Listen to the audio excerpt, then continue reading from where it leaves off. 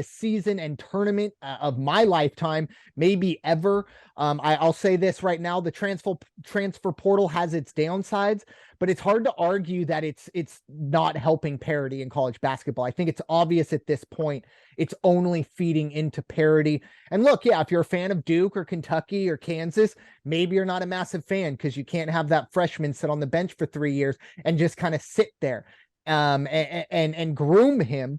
Not so much anymore, but I will say seeing 3 first-time Final Four teams was a lot of fun. And to all those people that say, oh, people only care about the blue bloods, the FAU SDSU championship game had more viewers than some prior national championship games with those quote unquote blue bloods. So, we saw obviously Princeton and FDU and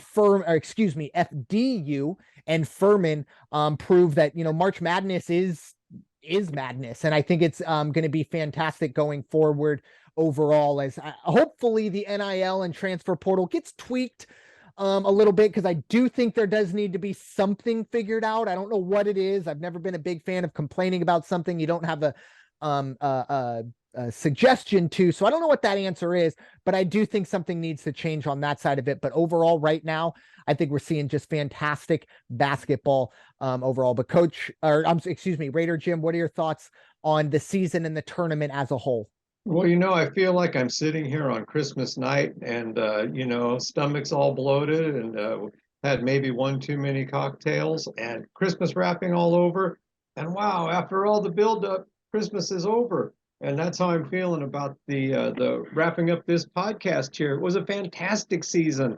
We saw it through from start to finish. And as we got into the non-conference play and started, and we did our weekly rundown of the top 10 or the top 25, the one thing that the three of us noticed getting not too far into it was, wow, who's going to hang on to that top spot? What's going to happen? And then just beyond that, the top 10, the top 15, the 25, the Michigan States of the world dropping out, the Dukes dropping out, and then clawing their ways back in. Tom Izzo and the boys making a run in the tournament after we thought that they were, written off way before. That's how this season went. The tournament did not do anything to separate itself from what the season was. You saw every number 1 seed got knocked out one by one, 2 seeds, 3 seeds, and look what we were left with, a fantastic Final Four. And maybe that's what we're going to start seeing every season now, because again, as you mentioned, we've got the NIL, we've got the transfer portal. That opens up a whole different concept and approach to college athletics. I already read today, as recent as today, even though Drew Timme said, I'm done with college basketball, they said, somebody's going to have him sit down, take a look at his NBA stock, which probably isn't there. The value of his NBA stock, and compare it to what one more year at Gonzaga might bring him. And boy, that's a decision maker, because the bottom line is you got to set up yourself for life, your family for life, your future wife, your children, and all that. These kids are getting those opportunities now, and for all they put out, the training, the sacrifices, and to be able to give back to their families, as many of them do when they get those big deals, I think it's a great thing. So overall, the season, the tournament, wait till next year for those Gonzaga Bulldogs. They will be back. And again, congratulations to UConn, and my word to San Diego State is, you got there. You deserve to be there. The hard part is staying there. Congratulations to the Aztecs. Yeah, it was interesting. I saw actually something today. The last 4 national champions, Kansas, Virginia, Baylor, and UConn, not in that order, but those 4 national champions, the amount of times those teams spent at the AP number 1 the season they won the championship combined is 0. So that shows you right there, obviously Alabama and all those. And I know UConn, I feel like UConn got up to number 2.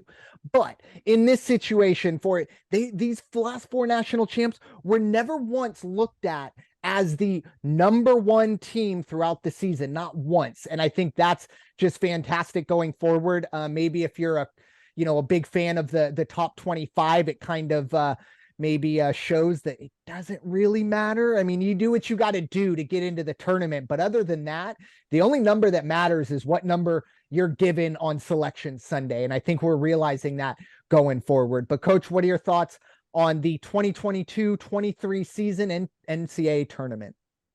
I think Raider Jim alluded to some of what we constantly brought up in previous podcasts is parity and what the transfer portal has done. And, if anything, San Diego State's run, FAU's run, the lesser known teams across America, is they're giving those other squads, those other coaching staffs, those other fan bases something to look forward to.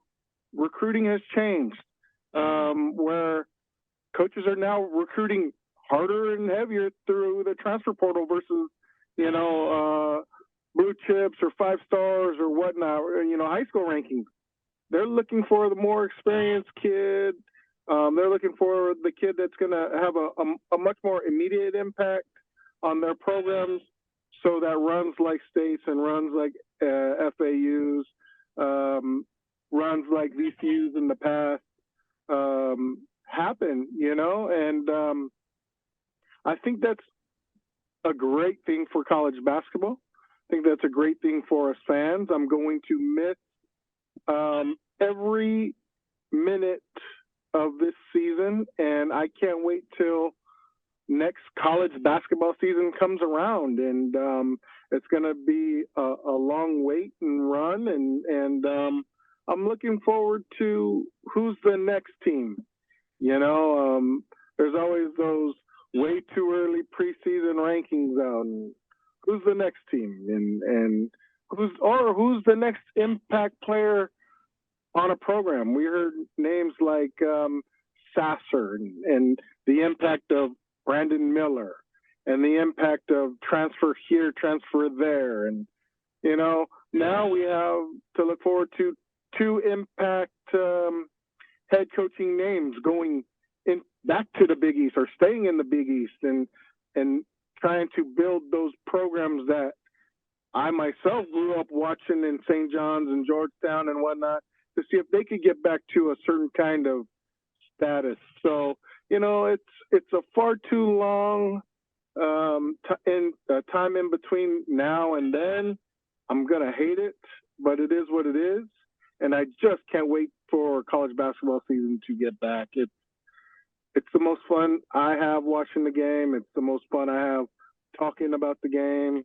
I'll leave the NBA to all the real pros to talk about, so they could just talk about high screen and roll and individualism. So I can't wait. And